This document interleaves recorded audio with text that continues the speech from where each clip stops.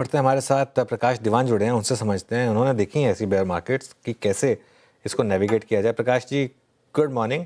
अब ये कहना गलत नहीं होगा कि हम एक किस्म की बेयर मार्केट में हैं, खास तौर से ब्रॉडर मार्केट में।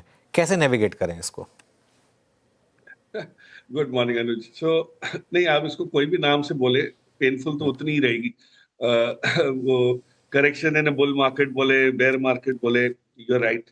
बट इसको नेविगेट कैसे करें? देखिए, ये जिसको हम अंग्रेजी में कहते हैं ना, कहावत है, the lessons are the same old, the learners and the peoples are new.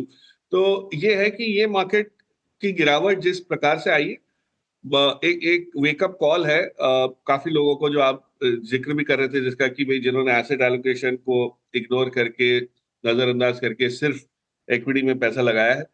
और हमको ये मार्केट कब से सिग्नल दे रही है? ये दे रही है हमको, आप ये देखिए, करीब अक्टूबर से ये शुरू हो गया था कि कहीं ना कहीं गिरावट आ रही है, फिर रिकवरी आ रही है।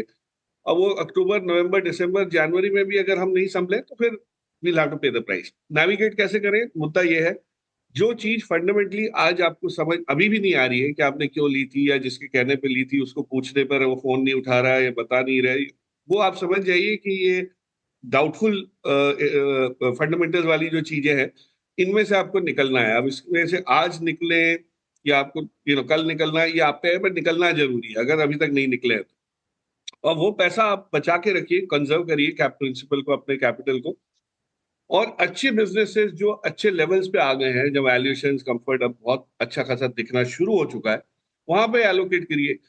3-6 महीने बाद आप ये वाला माहौल भी भूल जाएंगे, जब लेवल्स ऊपर आ जाएंगे, ठीक ठाक इंप्रूवमेंट होगा। क्योंकि देखिए, हमारा बजट अच्छा गया, आरबीआई पॉलिसी बहुत कंड्यूसिव रही है, रिजल्ट्स में भी कोई खराबी खास नहीं है Anuj. So I think we have to understand कि जो पॉजिटिव फैक्टर्स है, वो उसकी टेलविंड है हमारे पास, मतलब वो है, बने हुए हैं।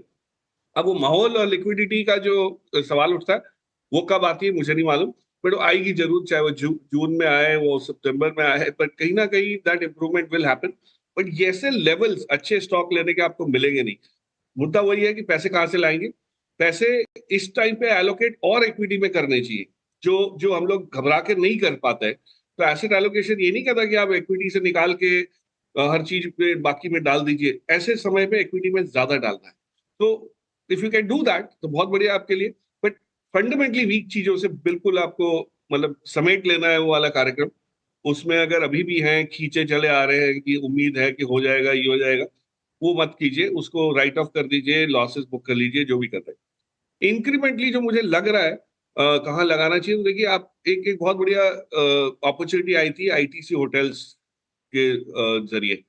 आईटीसी ने जब डीमर्ज किया, ये बिजनेस लिस्ट हुआ, उसके बाद मेरे ख्याल से 180 तक गया है, मुझे याद नहीं है क्या हाई किया था। बट वो ईटीएफ की सेलिंग, ये वो जो भी टेक्निकल फीचर्स थे, फंक्शन वो थे, वो सब हो चुके हैं।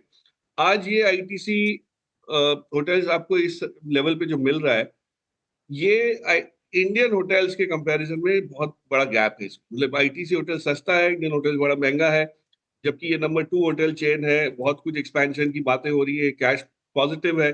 सो ऐसे बिजनेसेस आपको जब मिल रहे हैं, जो अगले 4-5-7-10 साल में अच्छा काम करने वाले हैं, और वैल्यूएशन डिमांडिंग नहीं है, मतलब ऐसी भी नहीं है कि आप डाउटफुल होंगे कि हाँ 165 167 से वो हो सकता है 150 भी चला जाए, पर बेशक जाए, बट ऊपर जाने की जगह उसमें बहुत है। So we are adding these kind of thing. दूसरा एरिया जो केमिकल्स में एक रेजिलियंस आई है नंबर्स के जरिए भी, और जो टैरिफ वॉर जो चल रहा है, उसमें हमने देखा हुआ केमिकल्स का कहीं इस टाइप का कोई वो है नहीं कि केमिकल्स को भी लपेट में लिया जाएगा और वहां पे मार पड़ेगा। और इंडियन केमिकल कंपनीज की जो क्षमता बनी है, उसमें ठीक ठाक एक एक इम्प्रूवमेंट आपको दिखना शुरू हुआ है। सो मेरे हिसाब से chemicals is also very promising space. और प्राइवेट सेक्टर बैंक्स हैं, आप ग्रो कर रहे हैं, सब कुछ ठीक ठाक होगा। Tariff no tariff domestic growth जो आ रही है, कॉस्ट ऑफ फंड घट रहा है, स्प्रेड्स ठीक ठाक आने लगेंगे। I don't see any reason why that will not happen. तो आप कोई भी प्राइवेट सेक्टर बैंक बड़े में से चुन लीजिए, आप या चारों ले लीजिए थोड़ी थोड़ी करके। I am sure you will make money. Prakash sir नमस्कार, वीरेंद्र बोल रहा हूँ। ये जिन स्टॉक्स में अब पेन शुरू हुआ है, सबसे बड़ा आप देखिए, जो कि आपके इस पूरे बुल मार्केट के, स्पेशली 2023-24 के अंत तक उसमें जी। पॉलीकैब, उसमें आप देखिए CDSL को देखिए, आप उसमें देखिए BSC को देखिए, आप MCX को देखिए, अब पेन यहाँ पे शुरू हो रहा है। आपका व्यू इन पे क्या है? मतलब ये सारे वो लोग जिन्होंने अब तक के बाजार के पेन वाले फेस को नहीं देखा था, उन्होंने 2008 नहीं देखा, उन्होंने 2013 नहीं देखा, उन्होंने 2021 नहीं देखा, 20 नहीं देखा, ये कैसे हैंडल करें इस पेन को? I mean look at MCX, look at CDSL, यहाँ पर व्यू क्या है आपका? सो ये देखिए वीरू, CDSL अपनी पीक से नीचे कितना आया है? मतलब ये हो सकता है कि इस साल में गिवन द फैक्ट कि इतने सारे डीमैट अकाउंट खुले, 18 करोड़ की उस पे पहुंच गए हम लोग, जो एक्टिविटी रेट बढ़ा है उसको रिवॉर्ड किया मार्केट ने। बहुत उम्दा बिजनेस है, 70% के ऊपर का एबिटा मार्जिन पे काम करता है मतलब। और इस टाइप के बिजनेसेस दूसरा कोई कर नहीं सकता, आप क्रिएट नहीं कर सकते। रिप्लेसमेंट कॉस्ट बेसिस पे देखो या मोड देखो, हर चीज पे वो है। तो मुझे लगता है अगर वो 2000 के करीब जो 1900 समथिंग पे जो गया है वहां से नीचे आया है, तो पी एक्सपेंशन जो था वो पी कॉन्ट्रैक्शन हो चुका है, बट फंडामेंटली तो कोई चेंज आया नहीं।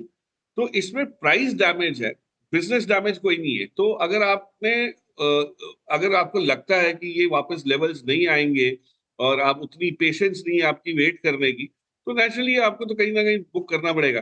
But I can tell you with conviction कि CDSL आज के लेवल पे भी बहुत सारे इन्वेस्टर ऐसे होंगे जो प्रॉफिट में है, तो नुकसान तो नहीं कर रहे। लेकिन लेकिन आपको ये देखना है कि इस प्राइस डैमेज के बाद रिकवरी जो आती है, उसके लिए आप उसमें समावेश आप शामिल हो सकते हैं कि नहीं उस जर्नी में।